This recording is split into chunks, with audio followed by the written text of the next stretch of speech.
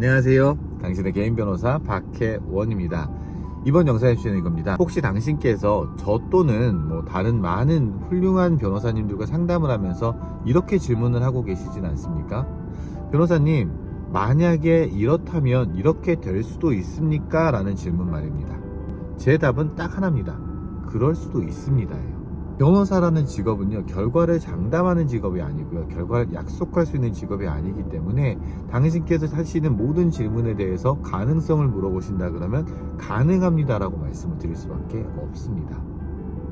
그런데 사실은 그 질문의 속뜻은 변호사님 이러한 경우들이 있는데 내가 보는 관점에서는 이러 가게 되면 불리할 것 같은데 저한테 불리하지 않을까요? 또는 저한테 유리할 것 같은데 유리하지 않을까요? 라는 질문을 바꿔서 하시는 거라고 생각을 합니다.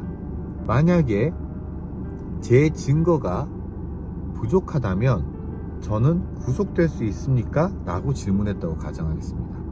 거기에 대한 답이 뭐겠습니까? 가능합니다. 그럴 수도 있습니다죠. 그런데 반대로 질문을요, 만약에 제 증거가 충분하다면 저는 무죄가 나올 수 있겠죠? 라고 질문하신다고 생각해 보십시오.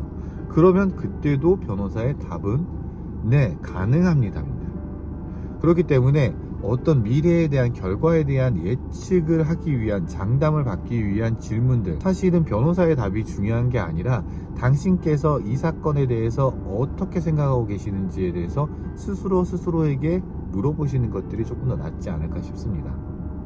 그러면 이렇게 질문을 바꿔보시면 어떨까요? 제 생각에는 이러이러한 증거들이 있기 때문에 저한테 유리 또는 불리하다고 생각이 됩니다. 그런데 거기에 대해서 변호사님의 의견은 어떠신가요? 라고 질문을 조금 바꿔보면 변호사들의 애매모호한 답보다는 그 변호사님의 의견을 들을 수 있지 않을까라는 생각이 듭니다.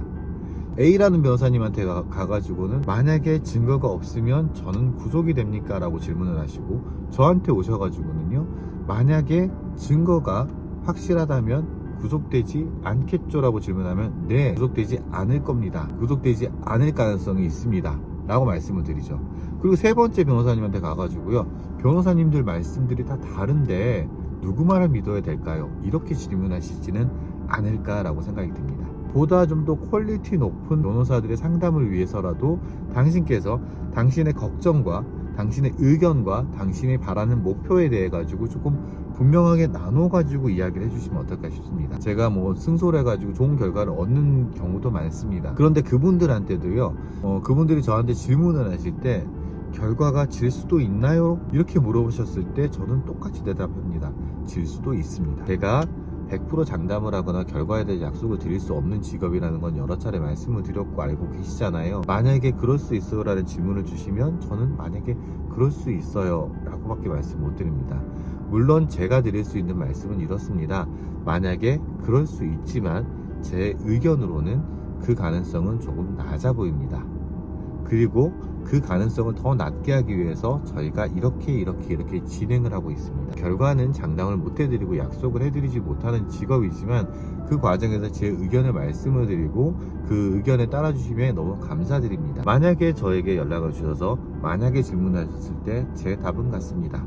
다만 제 의견을 물어보신다 그러면 제 의견은 그렇게 될 가능성보다는 이렇게 될 가능성들이 조금 더 높아 보입니다 라는 의견을 적극적으로 드리도록 하겠습니다.